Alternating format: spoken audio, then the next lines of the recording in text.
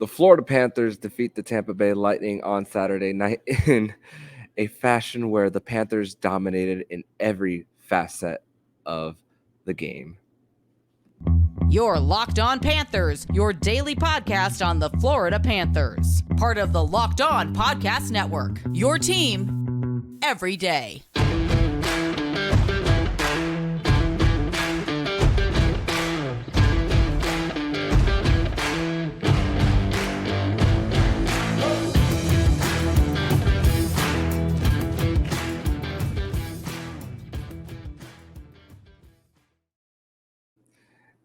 And welcome into this weekend post-game edition of the Locked On Florida Panthers podcast, part of the Locked On Podcast Network, where it's your team every day. Thank you for making the Locked On Florida Panthers podcast your first listen of the day. I'm Armando Velez from the Hockey News. You can follow me on X at MondoMan12, follow the show account on X and Instagram at LO_FLA Panthers. And shout out to the everydayers who come back here and get your daily Florida Panthers fix. And today's episode is brought to you by FanDuel. Make every moment more. Right now, new customers get $150 in bonus bets with any winning $5 bet. That's $150 if your bet wins. Visit FanDuel.com/lockedon to get started.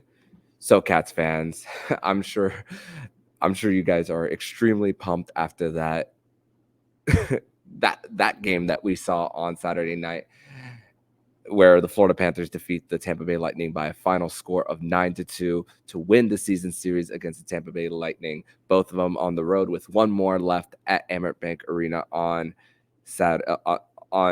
in mid-March on a Saturday. But the Panthers, after giving up the first goal on the first shot, just dominate the rest of the way, going into the second period with a 4-1 lead, get two power play goals quickly in the second period, and this game had zero doubt after that. But let me bring in my guest here on the show for today's edition of the Locked On Florida Panthers podcast. He is Florida Panthers historian Francisco Oporta. Welcome back to the podcast, my friend, and it's great to be recapping this one specifically.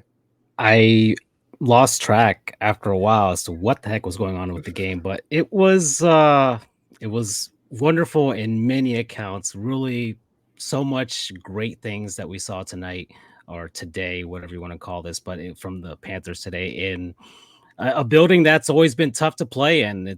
These games between the Lightning and the Panthers are not usually like this. It's usually a chippy affair that goes into overtime, and it's a one point game, and that's usually what happens. But lots of interesting things happen. So let's recap. Let's go.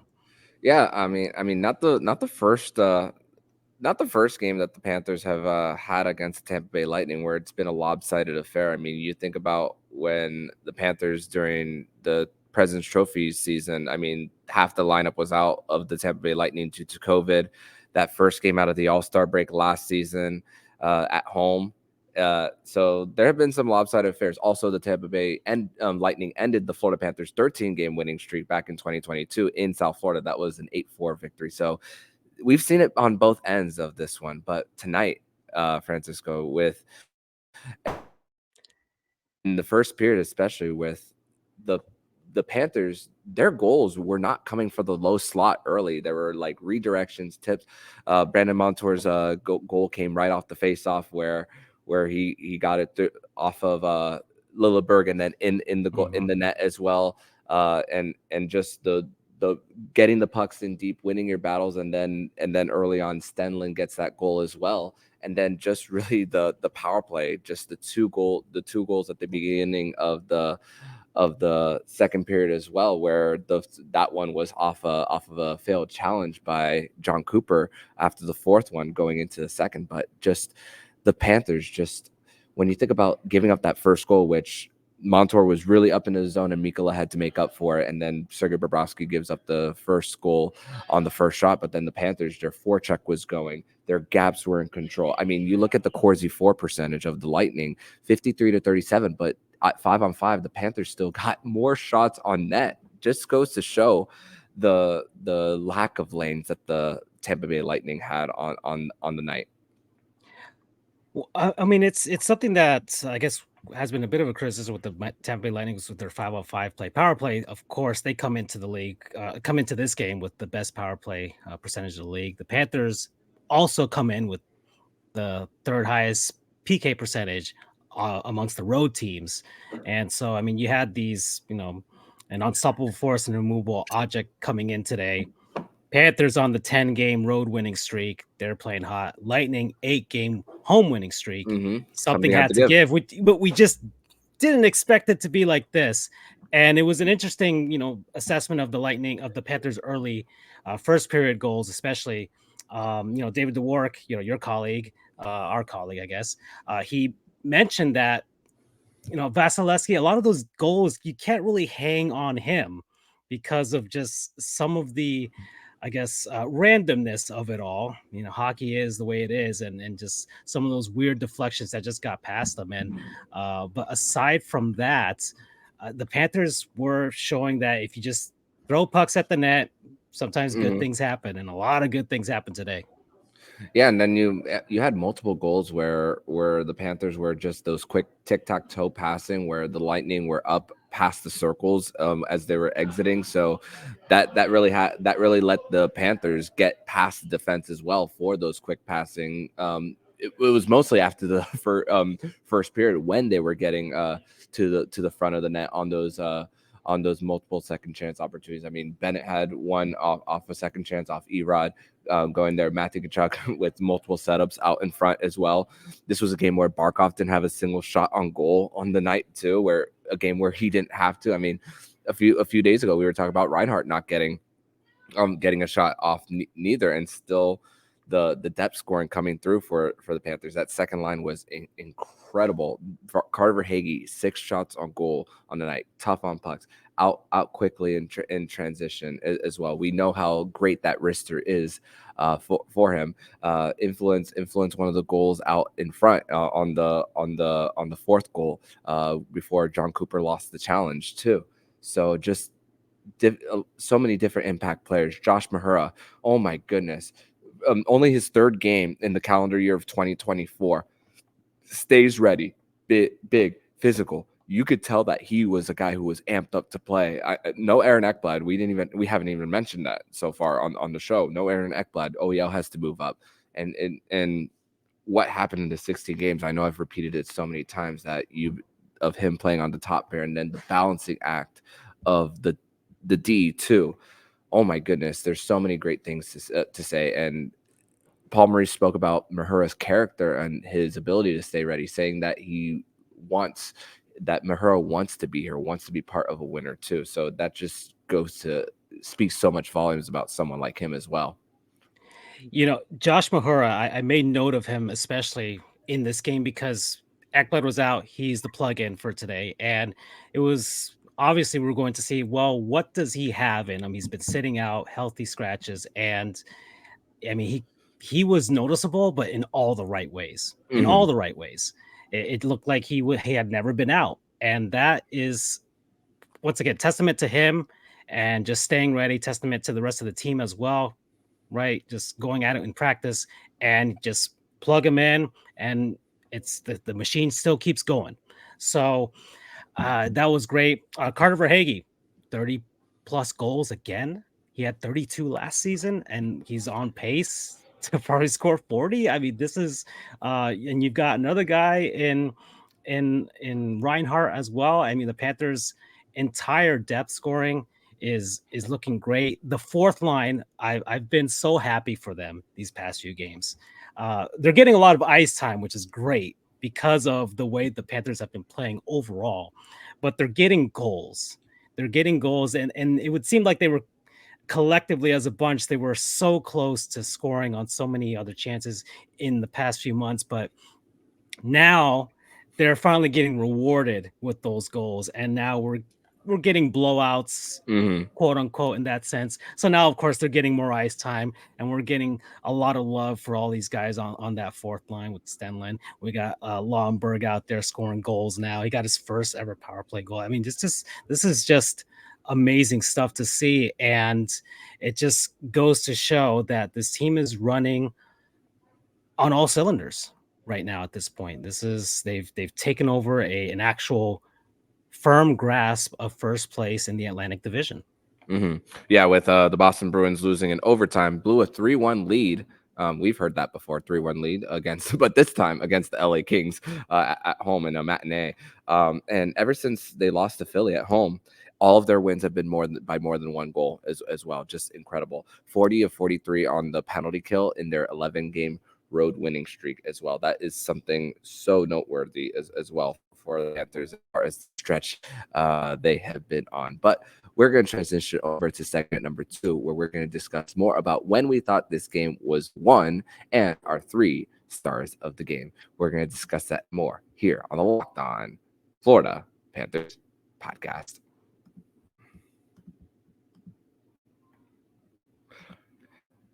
Today's episode is brought to you by FanDuel Sportsbook, and get buckets with your first bet on FanDuel, America's #1 sportsbook, because right now new customers get $150 in bonus bets with any $5 bet. That's $150 if your first bet wins. Bet on your favorite NBA players with quick bets, same game parlays, exclusive props, and more. Just visit FanDuel.com/lockedon and shoot your shot. FanDuel, official partner of the NBA.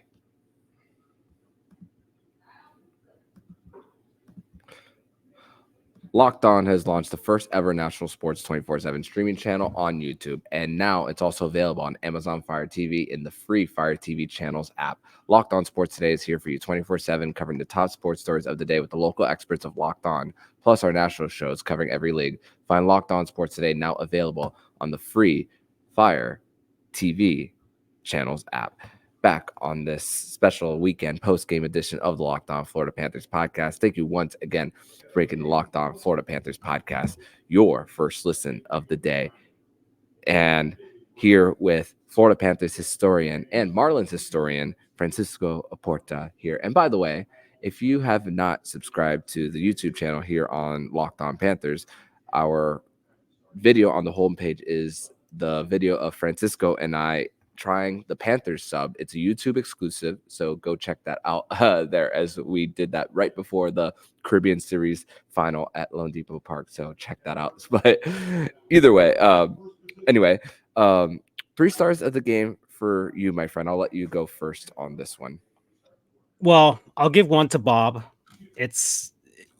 He had that amazing stop on Nikita Kucherov, and it's pretty tough to sit there and your team is scoring buckets of goals on the other side, and yet you still have to remain firm. I mean, the game was mostly the Lightning scoring 1 goal for most of the game. They got a second one in there, but Sergei Bobrovsky just held firm completely. There were instances where the Lightning could have made this game a lot closer. There were a lot of scrambles and chaos in front of the net at times earlier in the game, but Bob still found a way to hold firm and not go into panic mode in any way whatsoever, and then just held firm for the rest of the game after that.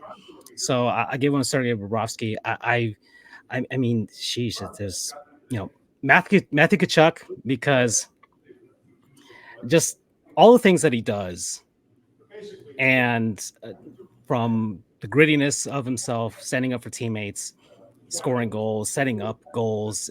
I think all of that, and it kind of goes into when this game was won or lost, and that'll be when we get to that segment. But just the things that he does, and overall how, and I've posted this before on X or Twitter, what do you want to call it, but how a lot of people were worried about Matthew Tkachuk. I was never worried about him. I was like, hey, he's just recovering. He's doing all these other little things on the ice that doesn't show up on the score sheet, but y'all need to start noticing this type of stuff. And now he's showing up on the score sheet.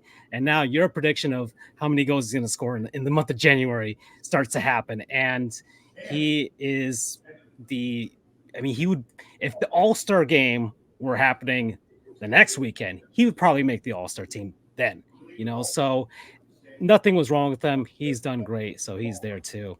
And I mean, after that, I'll give an honorary one as well to Josh Mahura, just for staying ready and just being so wonderfully noticeable in all the best ways on his defense, his skating, just everything that he did today. made me not question him out there. He was completely solid, and you know, I love the fact that you asked that question to Paul Maurice, because that was I'm sure that he had praises for him as well. Mhm. And so I think if Paul Maurice had a star of a game, he probably would have given one to Mahura. Gotta love depth. Gotta love depth on the roster for sure. But as far as my stars of the game, number one is Verhaeghe, 6 shots on goal, goal number 30 on the night. Very hard on the puck and just using his speed to his advantage. And then Bennett and Tkachuk are going to be my other two. Both get 4 points each on the night, and just obviously if the Hart Trophy race started in January, not only All-Star but Hart Trophy, we would be talking about that. So 2024 MVP is right now is Matthew Tkachuk in the entire league as well. And I got also an honorary mention to guys like Gustav Forsling, especially on the night. OEL having to step up in a tough situation, just consistently closing gaps. And before Brayden Point scored that power play goal, where Bob missed on the poke check and then he scored backhand, the top line of the Tampa Bay Lightning had 8 total shots. 8 were a -8 combined. So at one point on the night, and they were getting their shots, but just not. But they and the Panthers just matched them up well. Took away their space. So definitely speaks volumes on what you were able to do against just top dogs in the Tampa Bay Lightning. We spoke about the power play, but just neutralizing them at 5-on-5. But as far as when we thought this game was won, for me, it was the challenge that John Cooper was unsuccessful with, and that was, in live time before I even looked at the screen, I thought it was goalie interference at first, but then saw the replay above me, looked up a little bit, and the glove of Vasilevskiy was outside the blue paint. And also Randy Moeller in the intermission actually walked by us and actually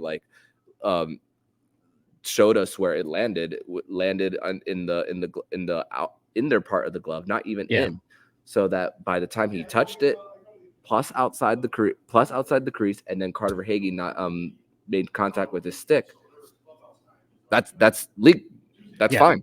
No problem with that. So obviously when you're down that much, you have to take some type of risk when your team is just a step slower, and also goes to show also what happens when you're just outplaying someone. Like John Cooper is not sending his top power play unit out on a power play later in the game. They miss a few shifts as well. Obviously, you're preserving it. They chased Vasilevskiy. We didn't even mention that they chased him. Jonas Johansson came out in the third period too. So that's another thing as well. It's just like, and Paul Maurice also spoke about how there's not really anything that you could take out of this game, as far as, because of the fact that 9 goals is a rarity. He spoke post game about wanting to, if there's anything of tape to show, it's about how well they were as far as coverage, their battles along the boards, and that's something that they want to show, not necessarily the scoring, because if we're really being honest, a little fluky on the night. Not saying that we can't celebrate the win, but mostly fluky. Before we transition, the part where you thought the game was won for the Panthers. Yeah, and just mentioning Paul Maurice's comments at the end of the game, it was it's always reserved in that sense, where he wasn't enjoy the game. Guys got a bunch of points to add to their hockey reference pages, but he wanted to show, yes, forechecking, defense, all those other things, all the little things that you do that's outside of the score sheet, which is probably what they're going to be viewing when they're reviewing this game on the tape. So that's great. But as far as I'm concerned, just in hindsight, just viewing all of the goals out of all 9 of those, which one was the most important? The fourth one after the challenge, incredibly important. But I'm going with the second one. Sam Bennett's goal, because of the way that it happened. Dmitry Kulikov keeps that puck within in the zone, from crossing over the blue line. It chips on over to Matthew Tkachuk. Matthew Tkachuk waiting, not shooting, waiting for the opportunity to set up Bennett over on the other side of the circle, and Bennett just gearing up and boom, right past Vasilevskiy. And it just showed to me like, oh, these guys, that first goal that the Lightning got, they're not letting up on that one. No, they're just going to keep going with this. And they're just running on all cylinders, and we're just watching them beat all of these teams. It doesn't matter whether it was the Buffalo Sabres, the Tampa Bay Lightning, the Washington Capitals. They're beating teams of every echelon of the NHL, the Colorado Avalanche. These guys are able to play against anyone in this league right now. They're not just gearing and just dumping all these points on terrible teams. They're not the Miami Dolphins. They're not that. It's not fraudulent like that. This is a very well-constructed hockey team that's playing incredibly well. And I just like the way that Paul Maurice is coaching them at this point. It's keeping them focused, eye on the prize. They're set up to play this way for the postseason. And it's definitely something that seems sustainable. You feel that when it comes to matchups and the nature of low-scoring games, especially from the experience last year, is something that you feel good about day in and day out. When they wake up, they know that the energy is just great in the room, and that really continues to carry that over along from game to game. But we're going to transition over to segment number 3, where we're going to discuss more about we want 10 and more chance at the arena as someone who was there, and more about just the Panthers, and ask the question, did the Panthers send a message? We're going to discuss that and more here on the Locked On Florida Panthers podcast.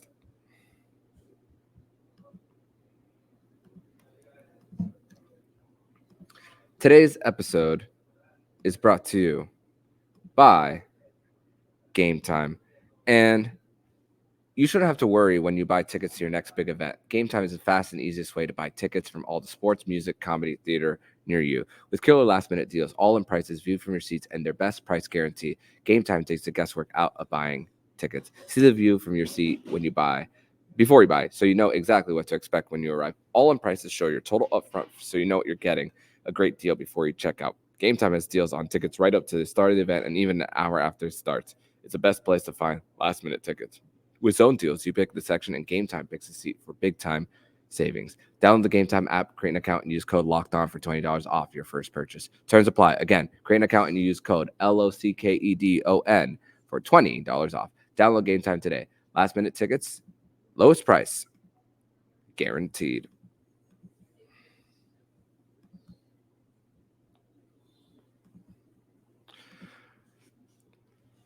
Back on this weekend edition of the Locked On Florida Panthers podcast. Thank you once again for making the Locked On Florida Panthers podcast your first listen of the day.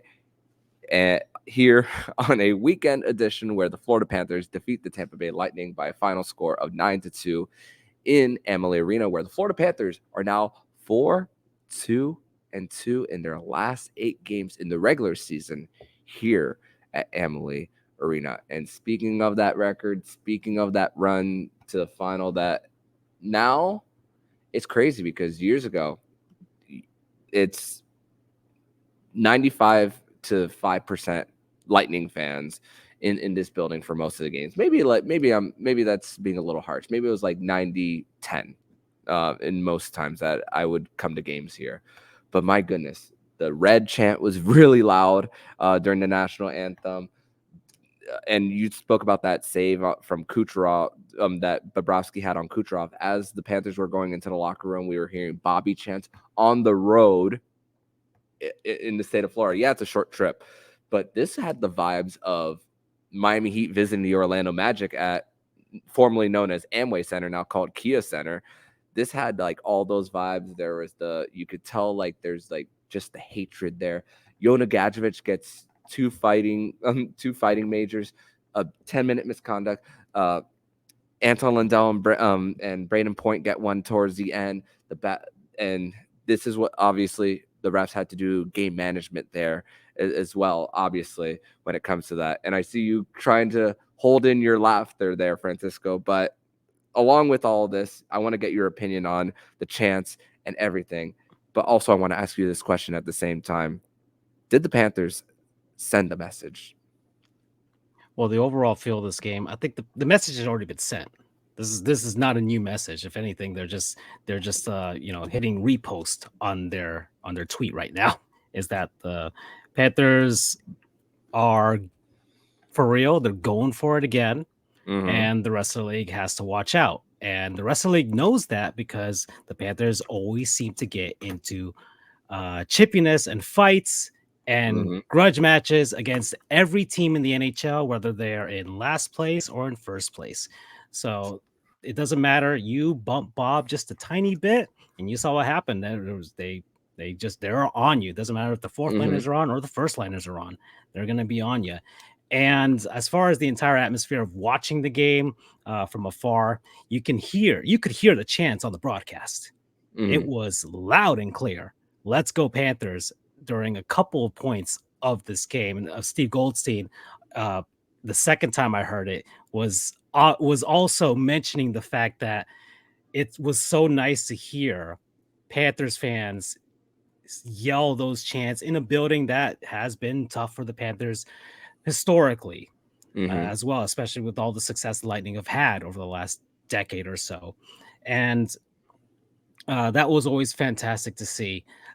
Just the chippiness, the chirping by other fans, just seeing people posting, walking around the concourse, just this sea of red fans just invading Tampa, just like Heat fans invade Orlando every time that happens. So Panthers are starting to become fans that are well-traveled. We saw fans in Buffalo the other night as well that were chanting amongst the boos that were happening from the Sabres fans.